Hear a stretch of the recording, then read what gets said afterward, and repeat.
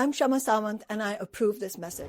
I'm running as an independent socialist for the US Congress because we're getting screwed over by both the Democratic and Republican parties, which serve the billionaires and multimillionaires. We need a new party for the working class.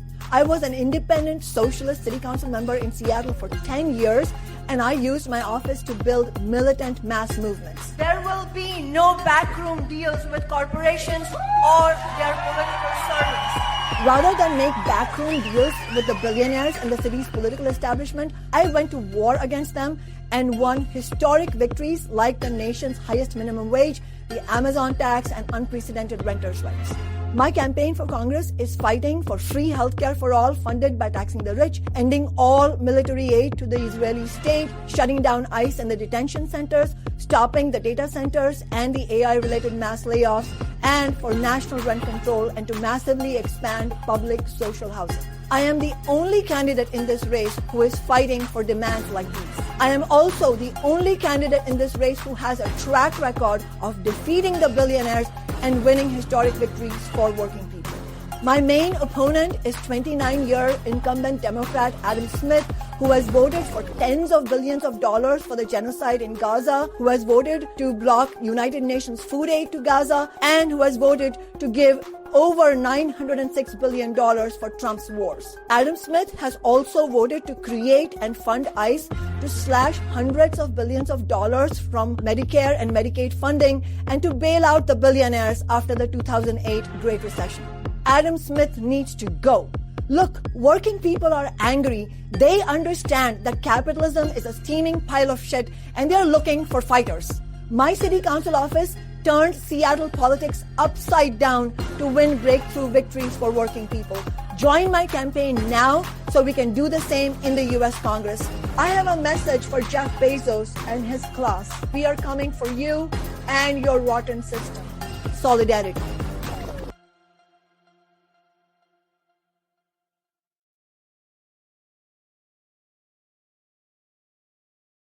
Hello and welcome to another episode of Give Me a Break, the podcast of the Just Break Already caucus in the DSA. I'm your host, Lital, here with my co-host, Edward.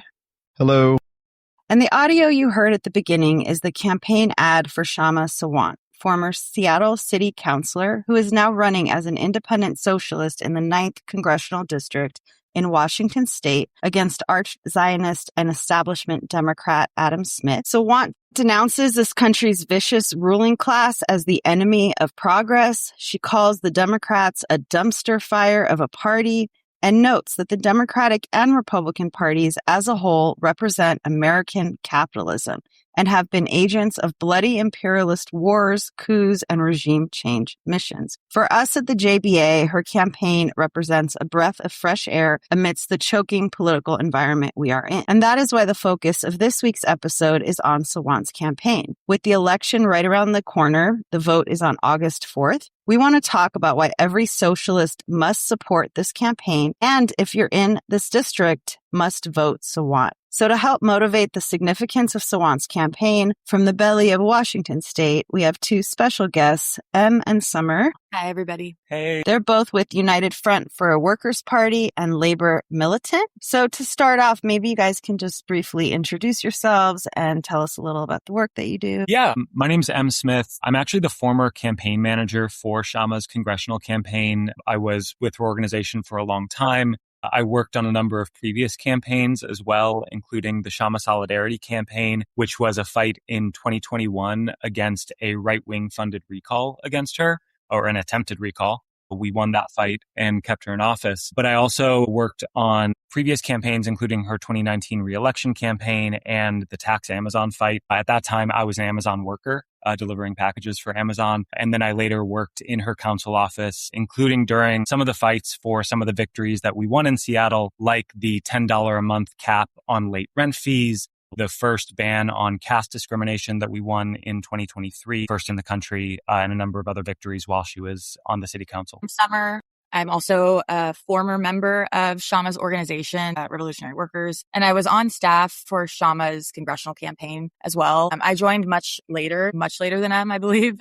Quite a few years less experience, but I was there for I don't know, a year and a half, maybe almost 2 years, and was part of several fights after Kshama left the city council office. So those included a couple of really important defensive fights against Joy Hollingsworth, who is a notorious, now the president of the city council, who attacked the minimum wage victory that was won with Kshama's city council office, and the renters' rights victories that workers won, Renters' Bill of Rights. Both of those came under attack, and we were able to successfully defend against the attacks from the Democrats. And I also left Kshama's organization along with M and several others to address some of the political disagreements that we had with Kshama's organization and build United Front for a Workers' Party and our smaller Marxist organization, Labor Militant. Great. And so now you guys are with United Front for a Workers' Party? That's right. And what do you guys stand for? What do you do? Yeah, so we launched United Front for a Workers' Party after leaving Kshama's campaign and her organization to address a couple of really catastrophic problems on the left, which is on the one side, a whole section of the left that is just diving into the Democratic Party. You have the DSA, which is now talking about endorsing AOC in 2028, despite her role in breaking the railroad strike, of funding the genocide in Gaza, endorsing Kamala Harris and Joe Biden, and all of these rotten Democrats, most recently Hakeem Jeffries for Speaker of the House. And you have DSA, including the so-called left caucuses of DSA, that are talking about endorsing AOC in 2028 and just dragging the socialist movement into the Democratic Party, or attempting to. But then you have a problem on the other side that you have, and I know we're going to talk about this, but the total lack of support among the left for campaigns like Kshama's. There's this massive problem of sectarianism on the left that, because it's not their organization that's running this campaign, they've basically abstained. They've just totally refused to support independent socialist campaigns outside of the Democratic Party. And so we built United Front to address both of those problems, to draw a clear class line against the Democrats while uniting the left around independent campaigns like Kshama's. Yeah, and I'll just add, and also something really critical has been missing from the socialist movement, or what should hopefully become a much stronger movement. I'll feel more happier using that word, but like there's a significant, I mean, not significant, like a really serious lack of debate among socialists, at least in our experience. And that includes inside these organizations where democratic centralism is kind of distorted. We saw this a little bit with Kshama's organization. We won't go too far into that. But yeah, really to start to build a united front around points of agreement with other socialists and debate out those political disagreements so that we can effectively come to a clear strategy to present to the working class. And I think that's part of the reason, that lack of debate and connection to other socialists is part of the reason that we find ourselves in such a under-organized position right now. Yeah, I totally agree. I think there's this concept that you can't, unless you agree 100% with the candidate, then you can't support them. But obviously you can critically support candidates and be open about your criticism while uniting the broadest forces to campaign for them because they're a step forward for the working class.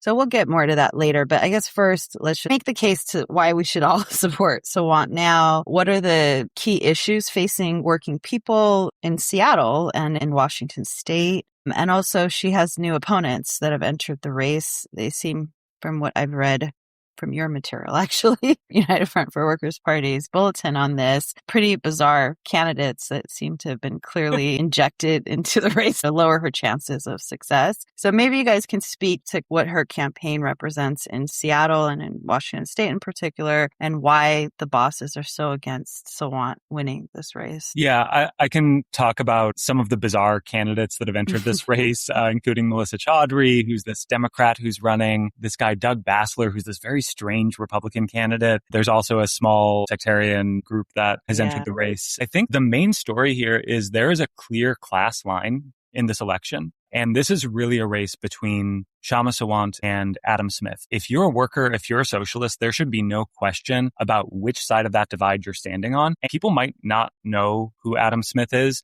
but this guy is one of the most powerful Democrats in the House. He's the ranking Democrat on the House Armed Services Committee. When the Democrats had power in the House, he was the chair of that committee. And this is the committee that's responsible for the defense budget, for all of the tens of billions of dollars that have gone to the Israeli military, that have gone to fund the genocide in Gaza. So Adam Smith really is one of the people most responsible for the genocide in Gaza. He's been in office for now almost 30 years. He voted to create ICE. One of his first acts when he was elected in 1997 was his first term. One of his first acts in Congress was to vote for Bill Clinton's Balanced Budget Act, which cut $150 billion from Medicare and Medicaid. He most recently proposed a bill that would merge significant parts of the U.S. and the Israeli military. He was forced to back down from that because of the huge anger over the genocide. But this guy is just a rotten politician. He's taken over $500,000 from AIPAC and the Zionist lobby. A million total, I believe. Actually, if you include the Zionist lobby and AIPAC altogether, it's over $1 million. Right. And nearly 20% of all of his donations come from the defense industry, Palantir and Lockheed Martin and all of these weapons manufacturers. And people talk about him like he's one of the worst Democrats. And we don't really agree with that, because the thing that makes Adam Smith bad, he's terrible. But the thing that makes him bad is not that he's just a particularly bad Democrat. It's that he represents everything that's wrong with the Democratic Party and everything that the Democratic Party really is at its core. It's like a mask off moment for the Democratic Party. And one of the funny things about Adam Smith is that he's a member of both the so-called Progressive Caucus in the Democratic Party and also a member of the New Democrat Caucus, which is this right-wing centrist Democrat caucus. And so he straddles this line, but he's really putting forward what is the policy of the Democratic Party, which is pro-ICE, pro-capitalism, pro-defense contractors, pro-Israel, anti-worker. And Kshama is on the other side, and she has a clear class program. She calls for free healthcare, free public childcare, an unapologetically pro-union, pro-worker platform, anti-genocide. She has always run independently of the Democratic Party in all of her elections on city council as an open socialist. She's taken the average wage of a worker. The city council members in Seattle get like $160,000 a year. It's like the second highest paid city council members in the country. She took only $50,000 or $60,000 of that and donated the rest to strike funds, to social movements, to workers' struggles. And she has a track record of not only winning victories like the $15 minimum wage, it was the first major city to win the $15 minimum wage, renters' rights, etc., but also a track record of standing up to the Democratic Party, of openly criticizing people, not just Nancy Pelosi and Hakeem Jeffries, but also AOC and Bernie and these DSA Democrats. And that's exactly why you see groups like the DSA not supporting her, is because she's been critical of the Democratic Party as a whole, including this left wing of the Democratic Party, and she's had that independence. But from a working class standpoint, it is absolutely clear what side of this divide the workers should be on, and it's to support Kshama's campaign. Yeah, I think that's a pretty clear juxtaposition of the two sides in this race. Do you want to speak about those other candidates? Yeah, there's an article that we wrote called The Bizarre Campaign of Melissa Chaudhry, and it really gets at the crisis of the ruling class in this race, that they're trying their best to stop Kshama from winning. But there's this kind of like clown car of candidates that have entered the race to try to do that. One of them is this Democrat, Melissa Chaudhry, who ran against Adam Smith in 2024, kind of posing herself as the progressive in the race. But the way that we describe it in the article is that her platform in 2024 was really like, it was like the equivalent of mashed potatoes for a political program. There was nothing there. She called for something like practical policies for all, was one of the things that she said she stood for. Just very vague, very middle of the road nothingness. And she won 30-something% of the vote, but it was really on the basis of the hatred for Adam Smith rather than anything that she offered. She's admitted openly she hasn't put anything about trans rights or LGBTQ rights on her program, on her platform, on her website, which now she's been forced to correct. But she said she didn't put it on there because it would alienate conservative sections of the Muslim community. She told a local newspaper, The Stranger, that if she was elected, she was planning to switch her party affiliation from the Democrats to the Green Party, but it's hush-hush, so please don't tell anyone. And so weird. To their credit, they exposed it and talked about it publicly. But she really represents this incoherent coalition. She's also, by the way, funded by some notorious landlords in Seattle. This guy, Carl Haglund, who is a slumlord in Seattle, who has become known for jacking up rents on apartments with just horrible living conditions. And also funded by this kind of weird coalition of middle-class progressives that will do anything to avoid supporting Kshama, but at the same time, who can't stomach supporting Adam Smith. And so she's cobbling together this kind of coalition of middle-class radicals who want to support anyone other than the socialist. Then just briefly on the other two, Doug Bassler, who's the Republican, who is actually in a way the biggest threat, who's most likely, we think, to get through the primary if it's not Kshama. Really? Yeah. Because the Republicans, it's an overwhelmingly Democratic district. Yeah. something like 75% of people in this district voted Democrat in the last election. But there's always a consistent 20 to 25% of support for the Republican, whoever it is. And so the effect of Melissa Chaudhry being in the race and the real purpose of it is to try to pull enough support from Kshama that she splits the left vote and the Republican gets through. But the Republican who's running is just not a serious person at all. Like it's an AI generated campaign. Yeah, it looked crazy. His ad with like the Wizard of Oz references or Wicked. People should check it out. It's actually hilarious. It's really crazy. Yeah, it's totally deranged. No, deranged. It is strange. And for people who haven't seen it, which is probably most people, it's this Wizard of Oz themed AI generated advertisement that has Kshama as the Wicked Witch of the West. Doug Bassler, the Republican, for some reason, is all three, the Scarecrow, the Lion, and the Tin Man. And it's Adam Smith is the Wizard of Oz. It's very strange and worth watching. But like, this is the guy that the Republicans are putting up against. But he's really a straw man candidate just to be there to help Adam Smith win ultimately. His explicit statement when he entered the race, he put it on his website, that he was getting into the race in order to stop Kshama from winning. That's the kind of character of these other people who are in the race. You guys have been out canvassing for Kshama over the last quite a bit period. So what's that been like? What is the reception to her campaign? And what's the consciousness you intersect in Seattle from like working class people and immigrants and others on her campaign? We worked for the campaign. So canvas, especially for me, I was obviously the former campaign manager. So she had other priorities at the time. But especially for me, I was out door knocking and tabling in the district, which includes parts of like South Seattle. It includes areas like Kent and Renton. If anyone listening is familiar with the Seattle area, an area that wasn't familiar or incredibly familiar with Kshama and the victories she won in the city council office. She and workers won. And really the section of her former city council district is extremely polarized. Mainly it's around class lines, just like all of her other campaigns in the past. They've always been won along class lines. Workers and renters have supported her, and it's wealthier people, anyone in areas that are along the water lines, higher income areas like Bellevue in Seattle, which is in her congressional district. We aren't expecting high numbers. There's a lot of Adam Smith support. These things really do follow class lines quite clearly. So those people hate her. And areas where she had widespread support in Seattle, at the central district, we think she has a lot less support that we're going to see. Maybe not a lot less in numbers. We don't know ultimately, but she had tons of support for her city council office when she was in office. And now when we're tabling and door knocking and talking to people, it's been 4 years since she was in office. So there's been a massive turnover of renters and working class people because of the cost of living. Rent has gotten so high. And a lot of the people who used to live here have moved out of the district, out of this area of the district. People with higher income have moved in.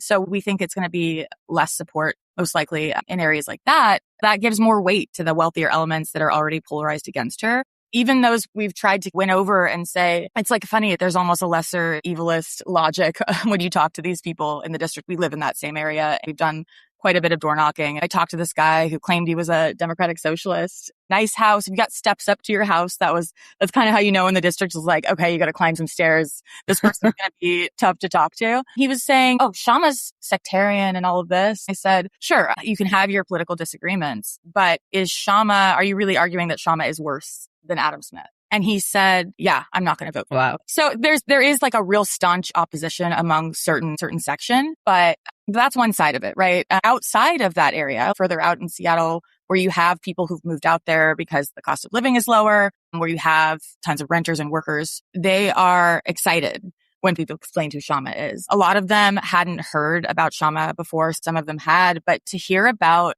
things like a $10 late fee cap on late rent, that specific victory I talked about a lot, because in Seattle, I think we are a little bit separated from having these renters' rights that most people don't have. These people we're talking to out in Federal Way are shocked. They're paying upwards of like $75 on late rent. One guy said every week, I think it was an additional $100. We've talked to people who have to pay $50 a day if they're late on rent. This is something that was a really significant victory. I mean, Summer and I have benefited from this victory, that if you're late on rent, they can't charge you any more than $10 for the month. Renters are saving, in some cases, hundreds of dollars. Yeah. late on rent. And so you tell this to somebody who has to pay $50 a day, or they get a one-time fee of $75 or $100. And they're like, wow, that would actually be a significant improvement in my life if we could win that. But one of the biggest barriers is just people knowing about it. This is also the case in these areas where people have been pushed out. When we talk to new people who have moved in recently, when you tell them about Kshama's platform, when you tell them about her history as an independent, we can win them over. But it's one of the things that we have to overcome is people who just haven't heard of her and aren't familiar with these victories. There's obviously the element of voter turnout. So right now we're focusing on a get out the vote effort. I know Kshama's campaign is. We can talk more about that later. I also just want to add that people who don't know about Kshama are excited about the idea of an independent socialist. Not being a Democrat helps break through people's disenchantment with politics.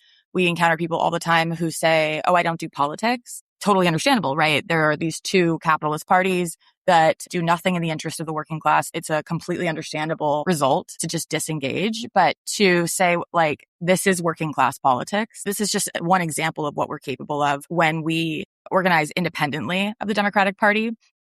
And, pointing out things like the average income that Kshama took while she was on city council. I mean, it's in those situations, it's incredibly easy to win her over. And that's what we saw in Federal Way and Kent and all these areas that didn't know who she was. Obviously, there's another element out there, stronger sort of conservative demographic.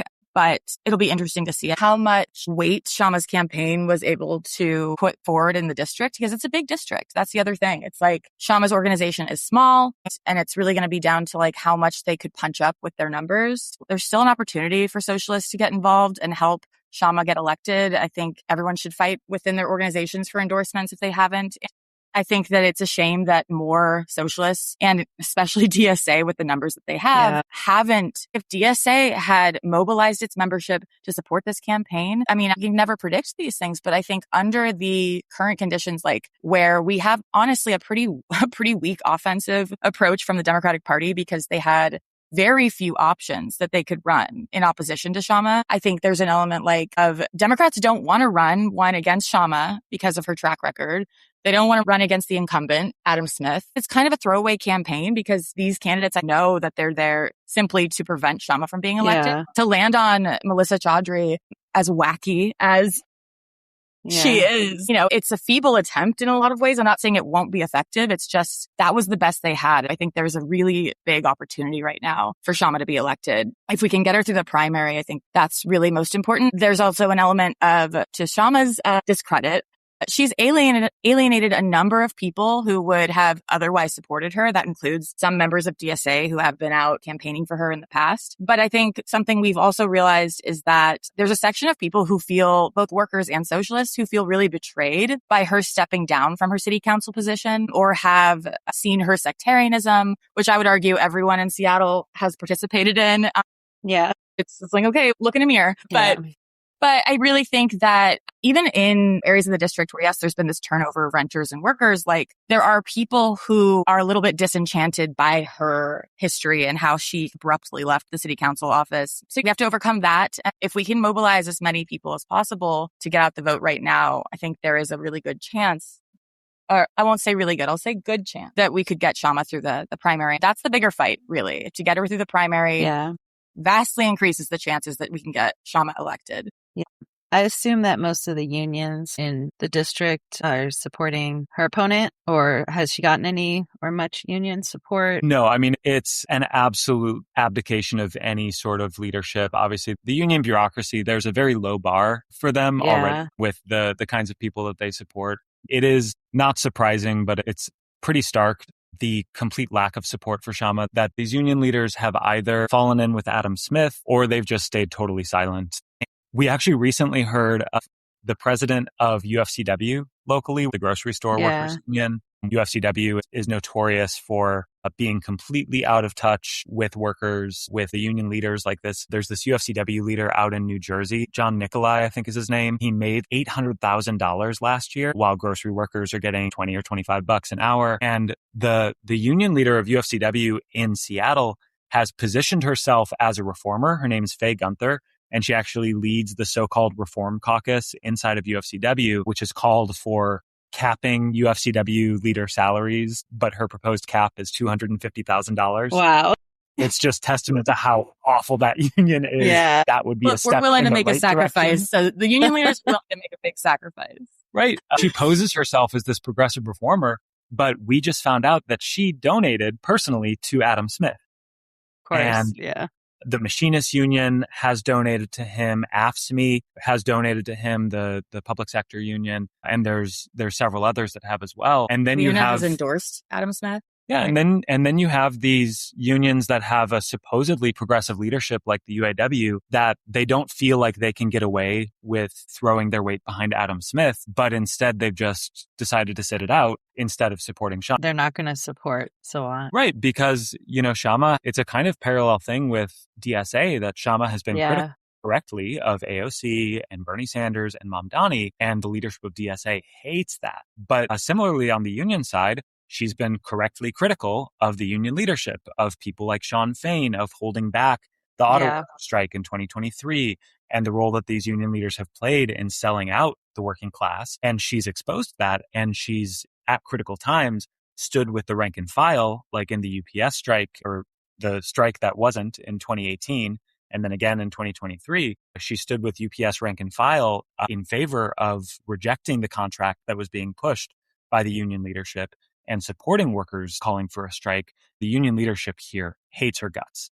There's not a single union leader that I know of who is supporting Kshama, even though a lot of the rank and file does support her. So have you guys or the campaign gone to the grocery store workers, gone and tried to counter some of what's coming from the leadership to try to win over some of these workers to vote Sawant? Yeah, we have. There's actually a strike happening right now in Seattle. Embassy Suites workers, which is a hotel owned by Hilton, they've been on strike now for 5 weeks. And we've been down on the picket line talking to them about the campaign, but also just talking to them about how to win their strike and how do we build support for the picket line? How do we bring the labor movement into this in a fuller way? Talking about some of the limitations of the strategy of the union leadership, which has restricted picketing at the site. They've done all sorts of things that are really holding back the struggle. So we've been talking to them about all of that. Unfortunately, the campaign has not really done that. Kshama's campaign, they were on the picket lines for about the first week of the strike, and they had a big presence. But increasingly, they just kind of abandoned the picket line. Hyperfixation on the campaign, which is understandable to an extent, but what really strengthened the campaign and would have been at the time would be uniting the workers and being out, especially right now at the end of this congressional campaign, like being out on those picket lines, like mobilizing in full force, calling on union leadership, calling on other workers, and mobilizing her own members down to the picket line to help workers fight against the union bureaucrats who have played a disgusting role in this strike. Even her criticism of the labor bureaucracy and the shameful lack of any response to the attacks on working people, to the university protests that were happening against the genocide. There were union members. Mahmoud Khalil was a union member who was arrested and detained by ICE, right? Yeah. And there's no response. Kshama is very critical of these things. And I think something we're noticing is that she's starting to withhold that criticism, which is just coming out of opportunism and wanting those endorsements. But the irony of that is that the best way to win over the support of workers is to put forward those criticisms and to demonstrate for workers what is needed within these unions and to win their demands. Yeah. What are their demands? Is housing a big part of it? Being able to live where you work? Do you mean the hotel? Yeah, the hotel workers, I would say, the question of housing runs through everything in Seattle politics and in the Seattle labor movement. This was true of the carpenters' strike that happened a few years ago in 2021, where there was a section of the rank and file that was willing to challenge their leadership. Just really briefly going back to the previous question, I think this is part of the problem that we have to overcome is when we talk to rank and file union members, they agree with a lot of the stuff that we're talking about the criticisms of the union leadership, about the need to escalate these strikes, about the need to support candidates like Kshama. But one of the things that we still need to develop is the capacity of union members and the willingness to stand up to their own union leadership in an active way and build militant organization within the union that has the capacity to do that. And that's where we run into the problem, is that it's one thing to say, I don't agree that my union supported Adam Smith. I think that we should be supporting Kshama. But it's another thing to go to a union meeting, to organize with rank and file members, and to fight back against that endorsement and to expose your union leadership and deal with that open conflict with the union leadership. Especially at a time when workers don't have any tools to do this, right? We talk to people all the time about their workplace, and there is widespread agreement. You say, yeah, the union leadership is holding back the strike, and workers go, oh, yeah, of course they are. And that's not just in Seattle. A lot of people think there's a bubble here. And I would argue there's a huge liberal element. And you can encounter some real pushback to some of these things because there's so much money in Seattle. But workers understand the problem. I think they don't understand how to fix the problem. And I think that's where socialists have huge responsibility right now to be in unions, to connect with union workers. And we have to concretize how to do that most effectively, and how to restore the strategy that's missing and the real militancy of labor unions that we had in the 30s, the 40s. On the question of housing, I was mentioning the carpenter strike because one of the issues that ran through that is that you have a lot of carpenters and a lot of other trades workers who do most of their work in the city of Seattle, but they have to live outside of Seattle if they want to be able to afford a house or what they are kind of like, a middle class living, which a lot of workers are striving towards. And so they can't afford a house in Seattle because the median house price in Seattle at its peak was almost $900,000, the median house price in the city limits. I mean, it's gone down maybe a little bit since the post-pandemic. Yeah. But it's even worse for some of these like lower paid hotel workers and grocery workers. A lot of people commute in. The hotel workers, they don't have like an explicit demand around housing.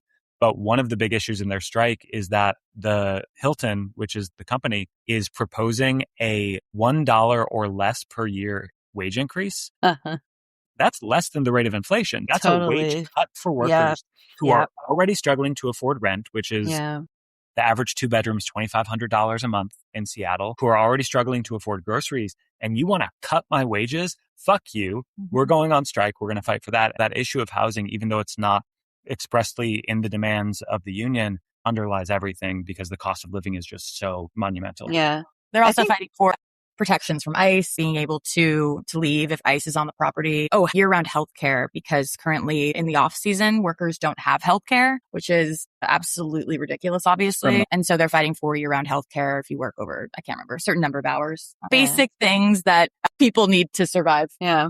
I think that this question intersects the conditions of the working class around the country, and in pretty much every major city. In New York, it's the same. In LA, where people cannot afford to live in those cities anymore.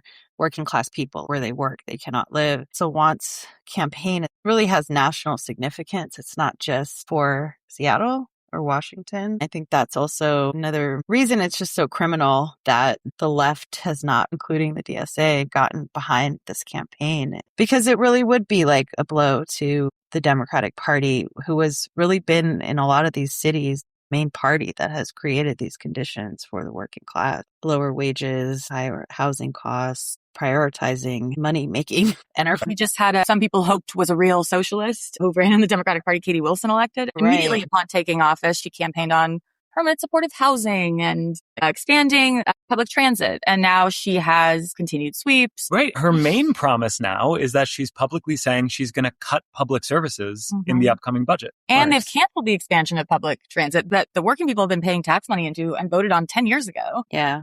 So yeah, it's I mean, this is a so case. She's a Democrat.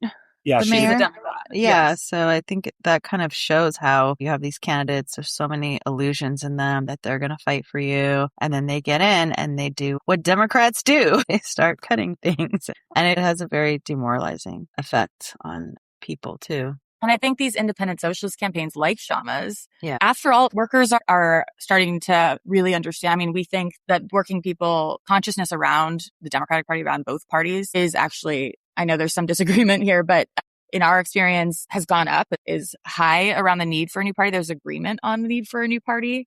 Not agreement as in like 100%, but I think like 60-something% of people who've been polled have said that they think we should have a new party. And so, yeah, there's a real potential around Kshama's campaign. Like you said, it's really a national campaign, and she has raised over $600,000 and has national support. She's taken donations from all 50 states, Puerto Rico. So there's so much potential right now for workers and socialists to back Kshama's campaign, and also Brittany Kubisek's in Rhode Island, and all these other socialist campaigns, independent socialist campaigns that are imperfect. You know, as Marxists, these aren't politically perfect campaigns, and we don't have perfect agreement with these campaigns or the organizations that are leading them, like PSL in California, who had this left unity slate. But the purpose right now, one of our primary tasks, if not the most urgent task of socialists, is to push forward, breaking away from the Democratic Party, the building of independent working class organizations and political independence, and to see that people are excited about these campaigns, but there's not enough socialists who are out here actively supporting them and helping them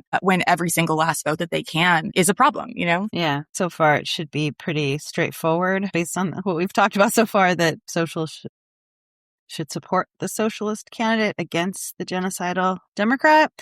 But the DSA is not endorsing Kshama, not nationally and not in Seattle.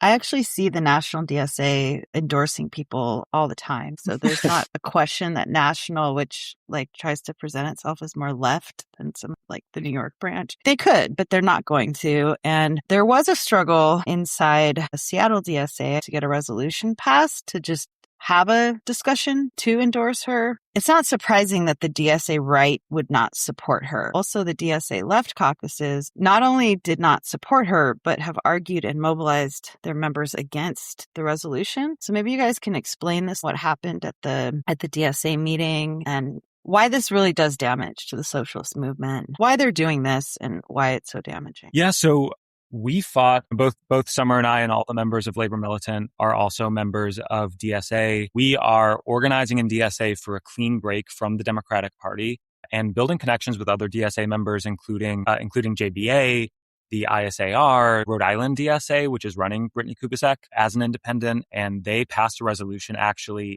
in Rhode Island DSA to break from the Democratic Party, to ban endorsements of Democratic Party candidates, and to require any DSA candidate to run openly as an independent socialist. We're fighting for that within DSA. Yeah, we were supporting at the Seattle convention in March a resolution not even to endorse Kshama's campaign, but to have a debate on endorsing Kshama's campaign. Right. And so we went in there along with some of the people from Kshama's campaign who are members of DSA, with a couple of other groups within DSA, and we're arguing for this. And the leadership came in hard against it. There were multiple members of the leadership who spoke against it. There's a member of the NPC with the supposed Marxist Unity Group, which is one of the caucuses within DSA, who has been very vocally against Kshama. We ultimately lost that vote. It was a 91-67 vote against even having a debate on endorsing Kshama's campaign.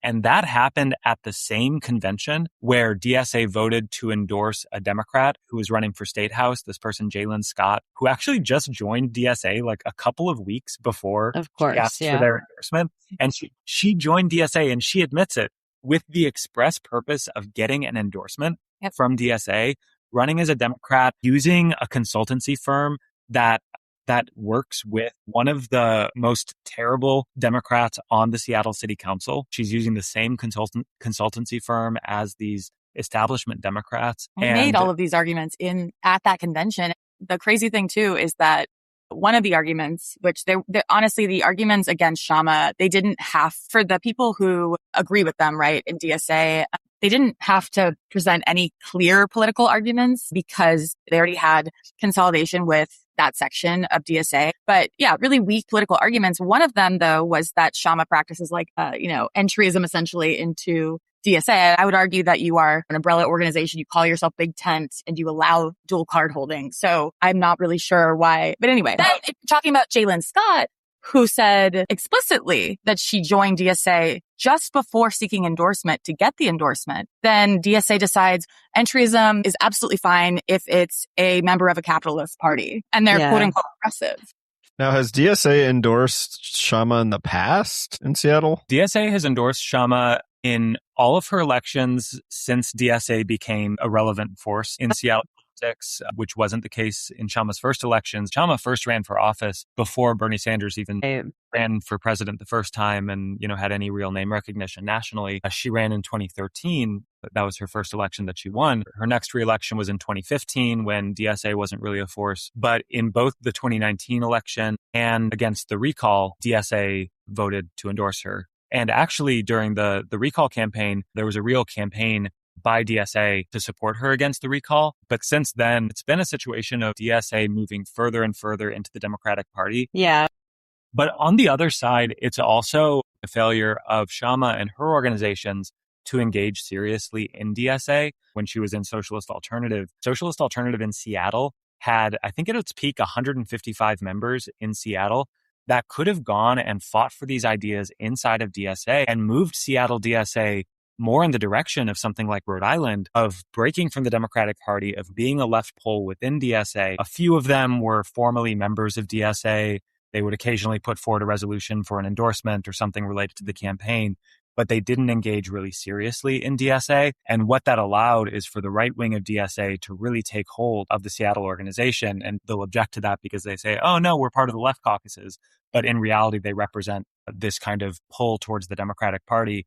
And they've really been able to take over Seattle DSA and also smother a lot of the energy within Seattle DSA. I mentioned those numbers at the convention, the vote for Kshama. It was 91 to 67 against having this debate on endorsing her. That's only 150 people in an organization that supposedly is over 2,000 members in Seattle. So you have less than 10% of the organization even attending the annual convention of DSA in Seattle, which reflects just a real demoralization among the ranks of DSA because they see this organization that's not really doing anything and that continues to endorse Democrats and not provide any real path or fight back against the Democratic Party. And then claiming victory after victory after victory while more and more progressive Democrats like Mamdani are set up to continue to demoralize the working class. Yeah. You mentioned MUG, Marxist Unity Group, and I feel like they're kind of particularly playing a bad role here because their first point of unity is for political independence, for class independence. Like, the Democratic ballot line doesn't mean anything. It's just a ballot line. It doesn't represent anything. It's not just a ballot line. But then they actively oppose supporting independents, actual independent candidates.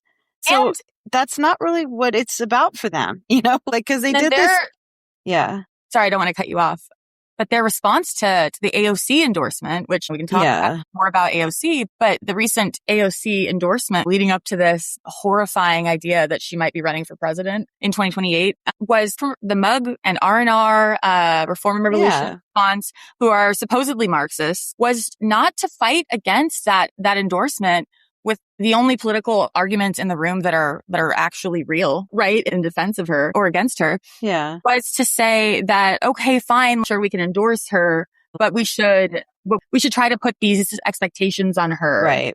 Yeah. While we endorse someone who's funded the genocide. Yeah. Right. They would rather critically endorse someone who funded a genocide and broke a railroad strike. And who is a member of the very party that we need independence. DSA itself, in its constitution, nationally says, actually, I think it explicitly says the national constitution, something about that the Democratic Party and the strategy to fight within the Democratic Party isn't effective and we need political independence. Right. And where is that in anything? Right. And so they would rather critically endorse someone like AOC than critically endorse someone like Kshama, who has really fought for working class people and that you might have some disagreements with, but does represent a real working class alternative in contrast to someone like AOC. The Akron, Ohio DSA endorsed Greg Levy, the PSL candidate. MUG on Twitter was against that. Our people fought against that. I didn't hear about their response. That's crazy. Yeah, because it's considered a wasted vote. What? Yeah, but the more honest people in the DSA, they were apoplectic about this because they don't want to have any real kind of challenge to Sherrod Brown, who's a, quote, pro-labor Democrat.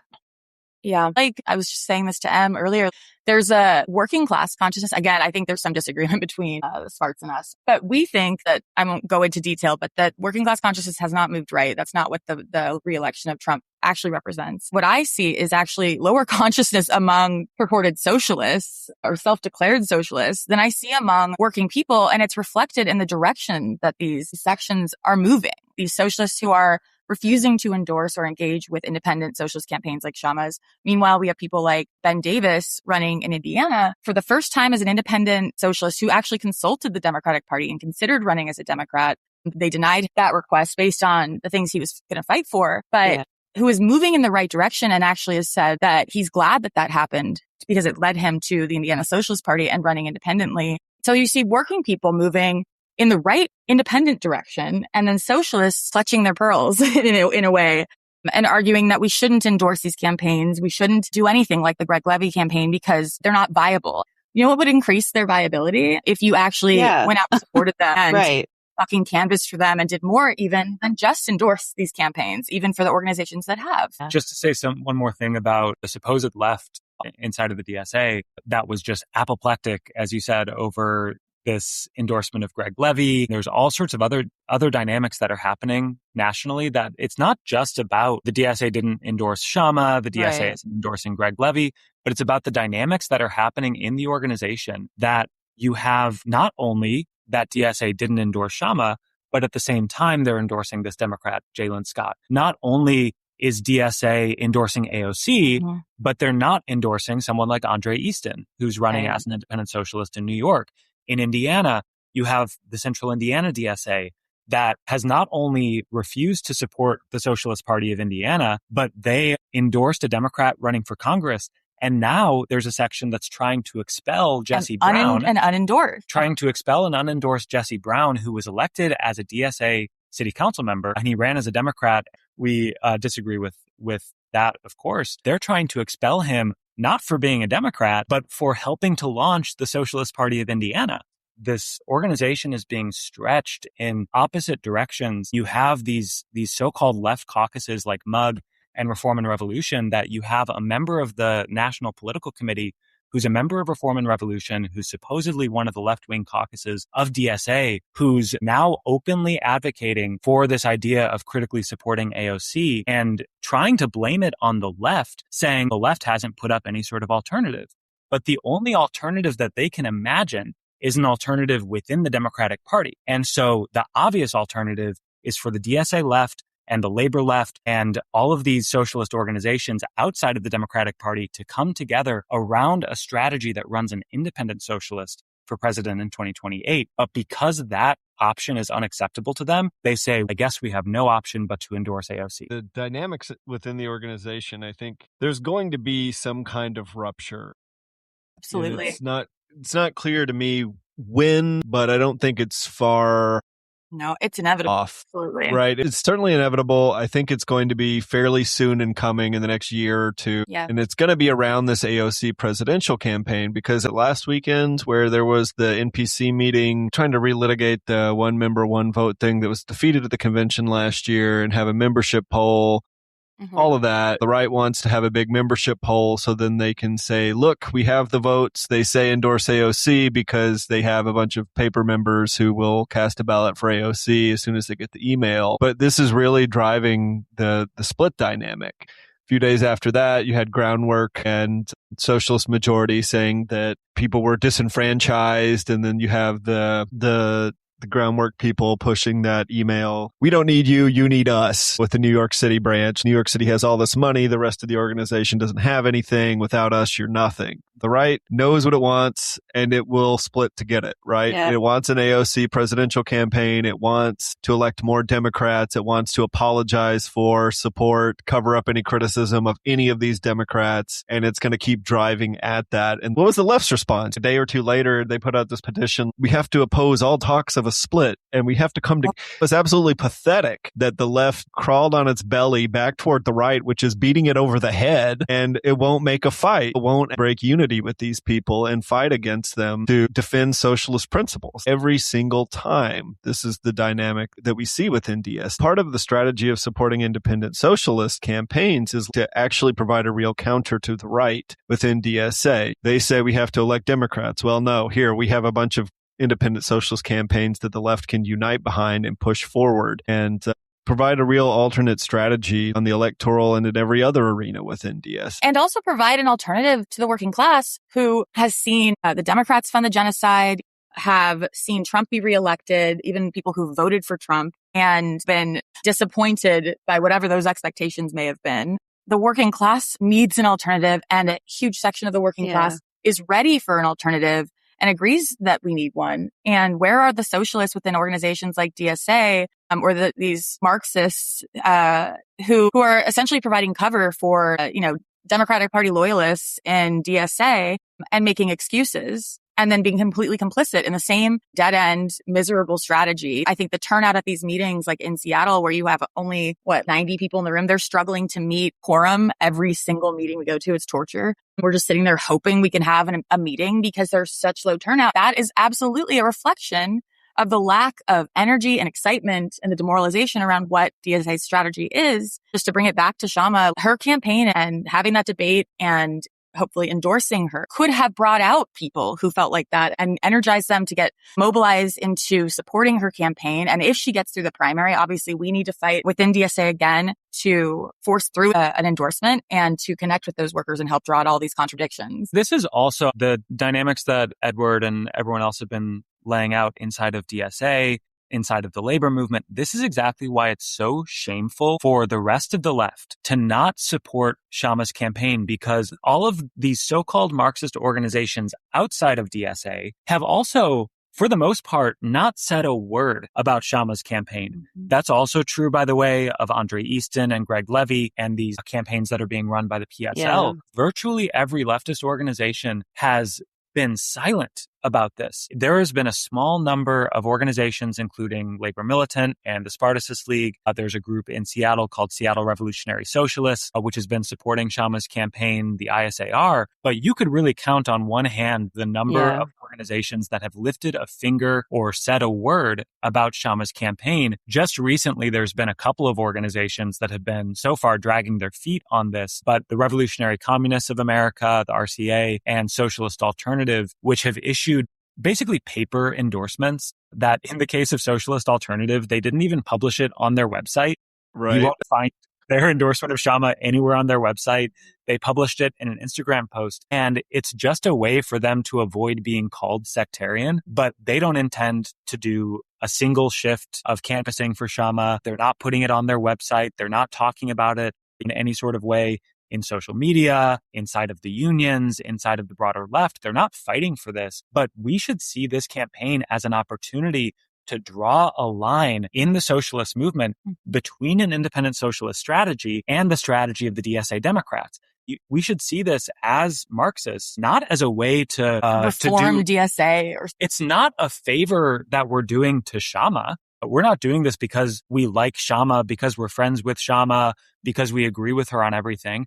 We're doing this because of what it represents for the working class, and that this can be used as a weapon against the opportunists in DSA, against the union bureaucrats, to beat them over the head with this campaign and say, why the hell are you supporting Adam Smith instead of supporting Kshama? Why the hell are you staying silent instead of supporting Kshama, when we have an opportunity to elect someone who is actually standing on a working class platform, who could be a step towards a workers' party, towards inspiring other independent socialist candidates to run for office and challenge the strategy of running inside the Democratic Party. That's what this campaign represents. And so for the left to sit on the sidelines, we were just out at a campaign rally for Kshama. It's the last campaign rally that she's having before the election on August 4th.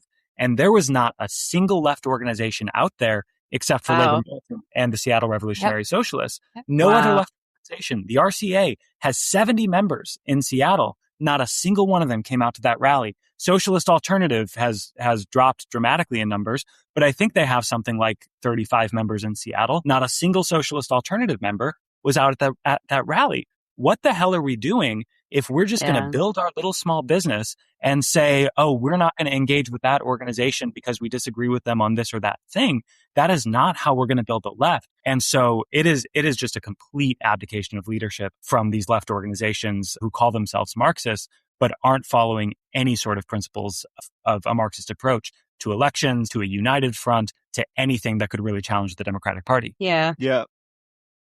I think Summer has mentioned a couple of times now our differences over consciousness. I just wanted to speak to it a little bit because I think that we agree that the Democratic Party is very hated. And we also agree that there's this big gulf between the left and the working class. What's a big part of that is how much over the last few decades the left has totally liquidated into liberalism and Democratic Party liberalism in particular. From our experience in doing work in the unions and honestly our families, everything, what we've really seen is there's been a real rightward shift in consciousness that we also need to have answers for workers that have gone right out of repulsion of Democratic Party hypocrisy that's ruined their lives with the veneer of wonderful liberal ideals. So for us, the importance of these campaigns is not just there's polls that X amount want socialism or whatever, but also to provide a real alternative to both the Democrats and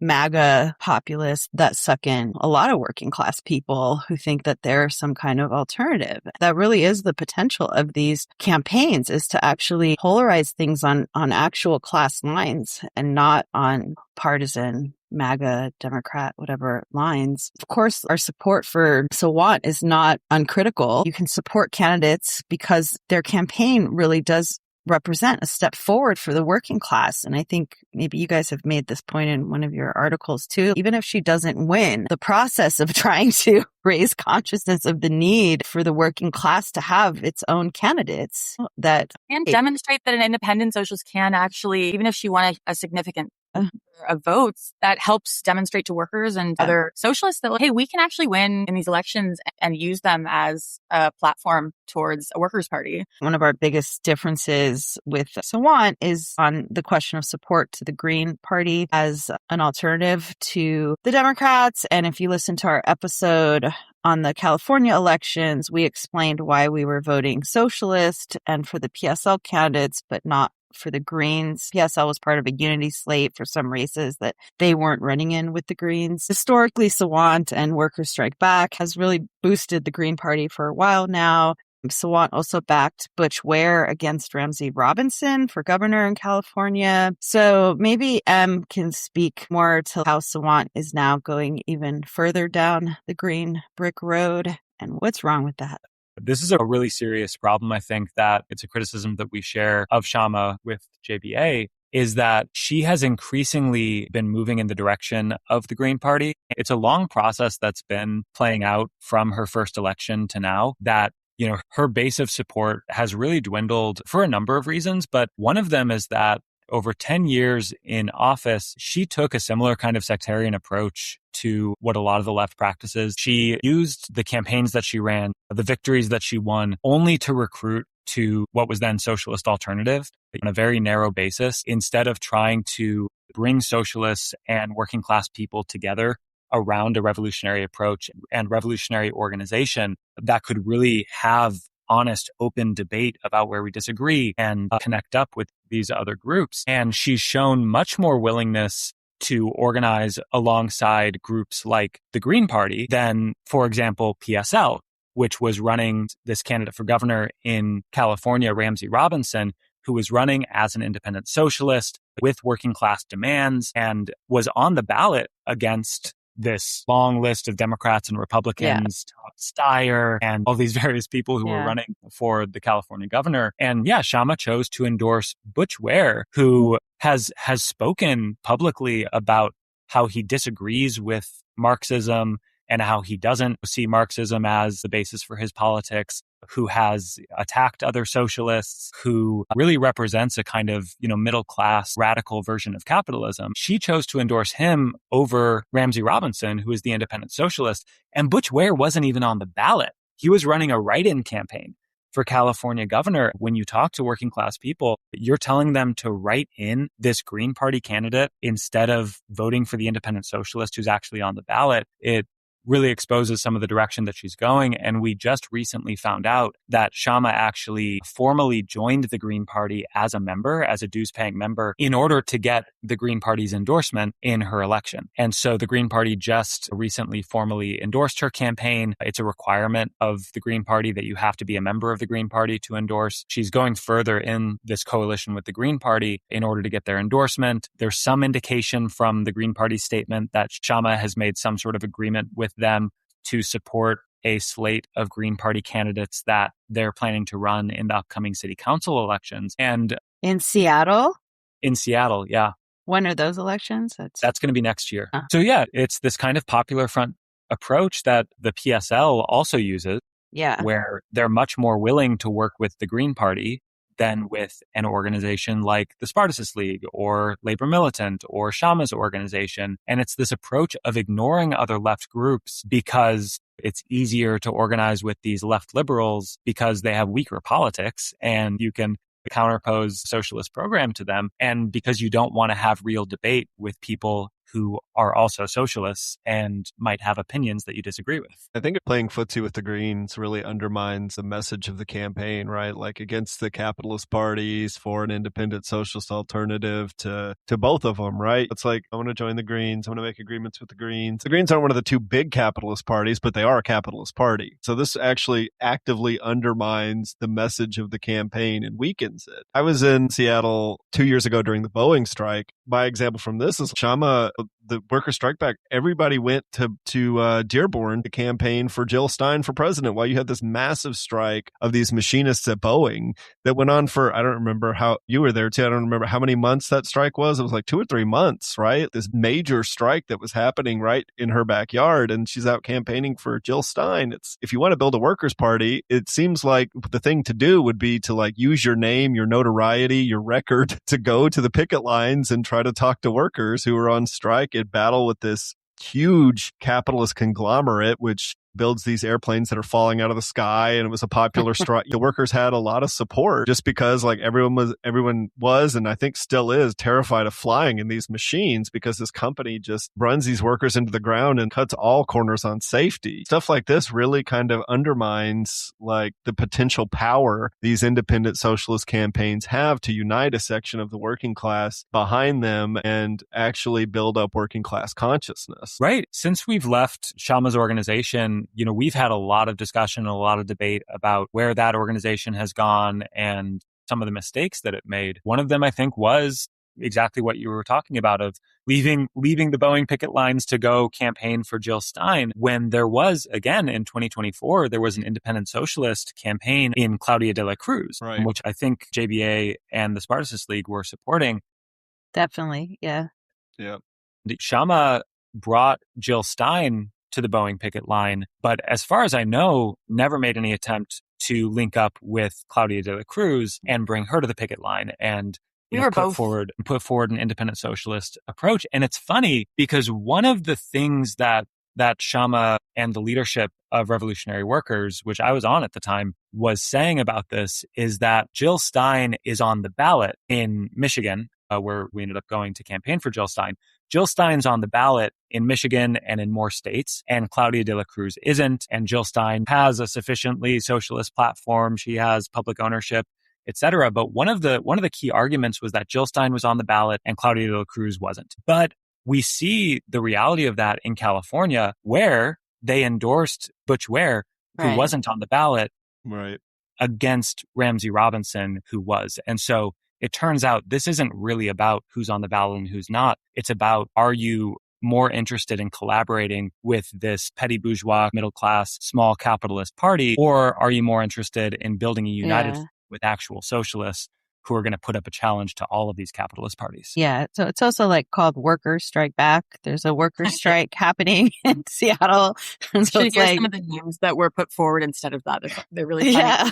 By the way, we were both, I was very new at the time. I think I'd been a member for, not to make excuses, but I think I'd been a member for 8 months or something. And I were both in Michigan, in Dearborn, campaigning for Jill Stein. And I mean, I think there are things that we drew from that are the correct lessons, but also since leaving RW, obviously, with huge criticisms, there's a reason we left.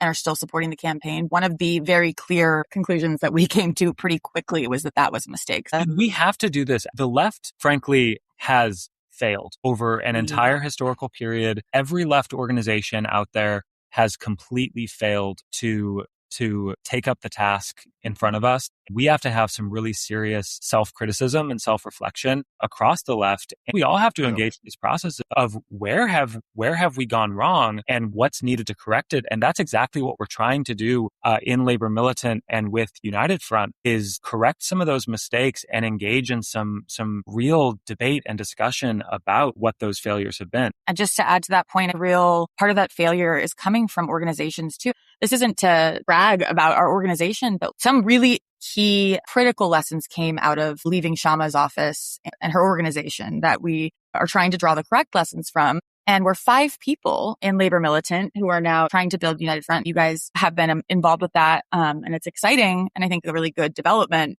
But we have organizations that have existed for 12, 20, 30 years, socialists who have been involved in the socialist movement for an entire generation. And during that time, the attacks on the labor movement, on the unions, the development of liberalism and like the weaponization of it and the response to that, I don't want to call it a crisis, but because I don't know, crisis to me implies that it's not in a changing state towards something that is the better direction. But this is where we're at. This is where the labor movement's at.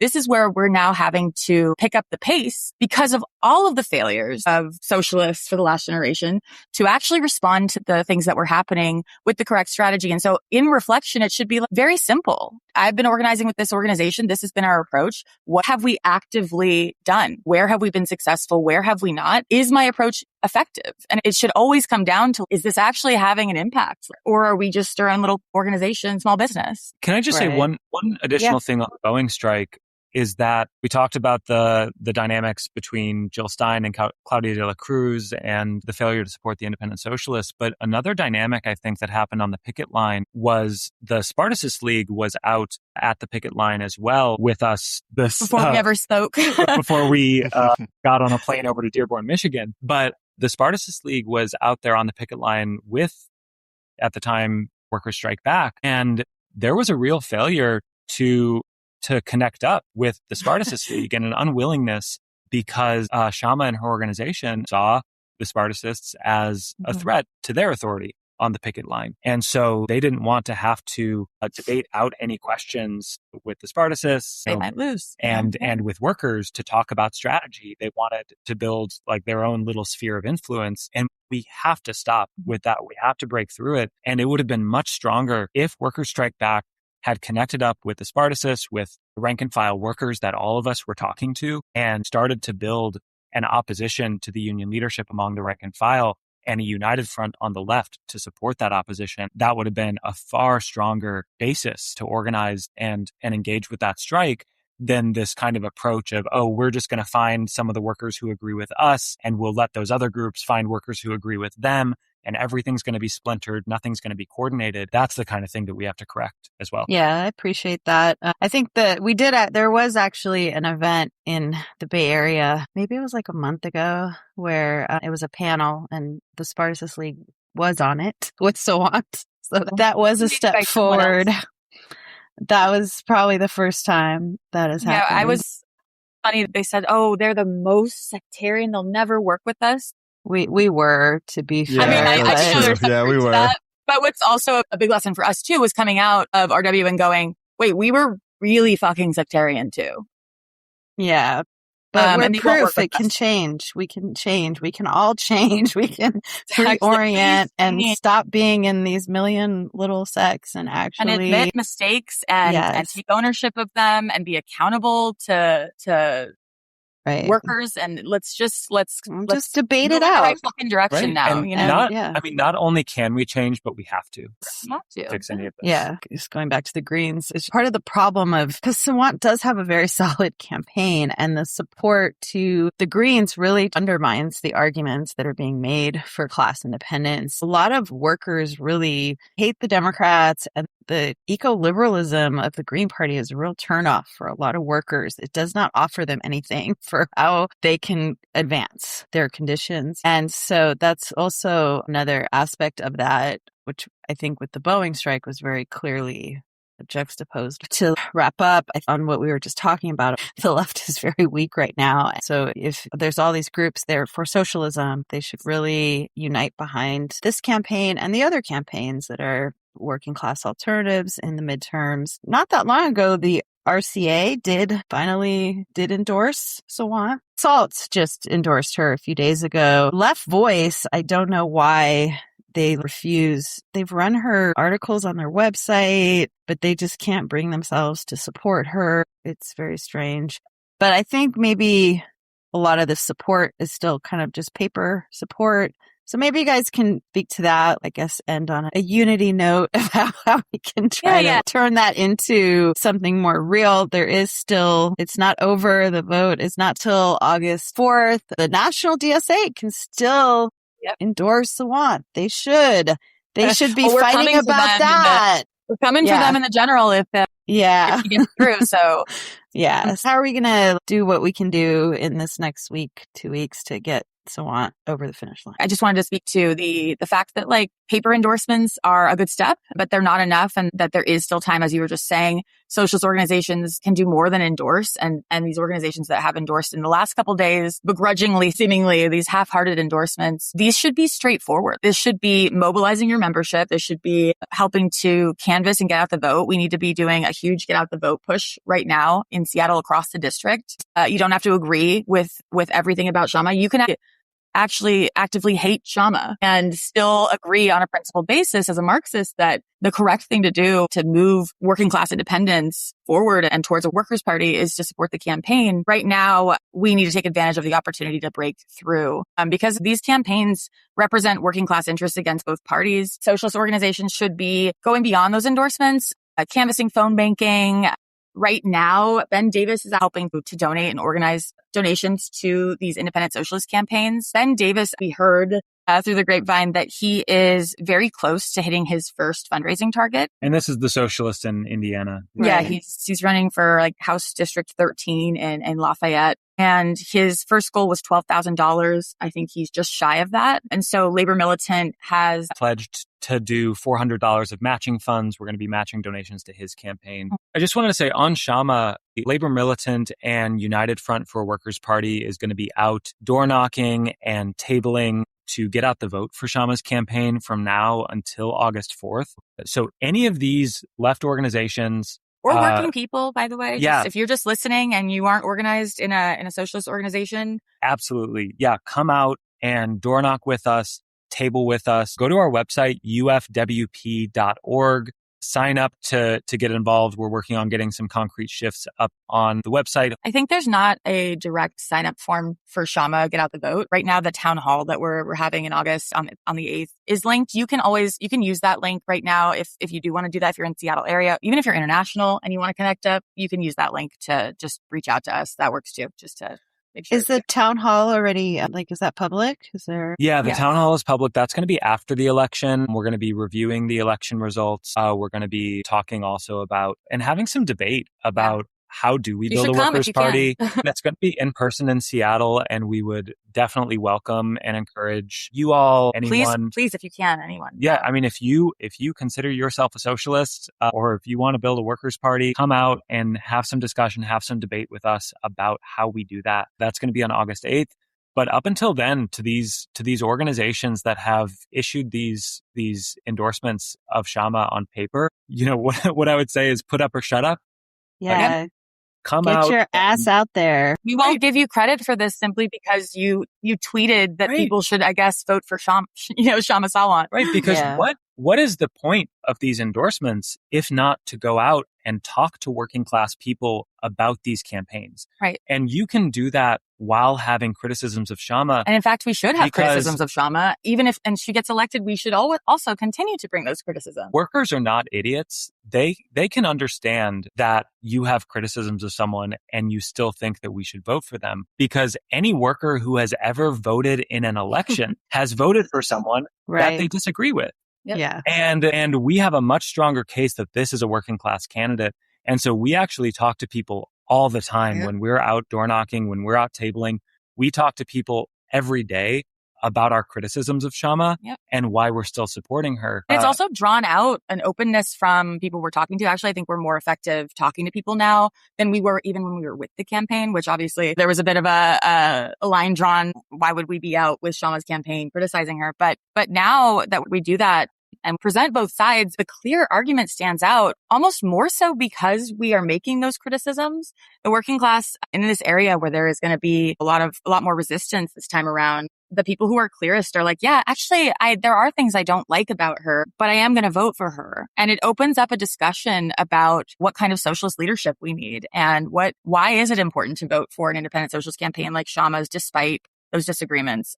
And how do we hold her accountable if she gets elected? To other socialists, you can help support Kshama's campaign on the ground while also being very open about what you think. And working people, I promise you, they can follow. Yeah, just one concrete step that I think everybody listening can take wherever you live is that United Front for a Workers' Party is hosting a national phone bank on August 1st. That's Saturday, August 1st at 2 p.m. Pacific, 5 p.m. Eastern time, where we are going to be calling people in the 9th Congressional District where Kshama's running, and we're going to be getting out the vote for Kshama. These are people that we've already talked to, that Labor Militant and United Front have signed down on petition sheets. We have hundreds of people that we've talked to in the district. And this is separate from the thousands of people that the campaign itself has talked to. These are people that have spoken to members of Labor Militant, other members of United Front who we've talked to about the campaign already. We want to call them. This is going to be 3 days before the final day to vote in the election, and it's mail-in voting. And so we're going to be calling all these people and making sure that they cast their ballot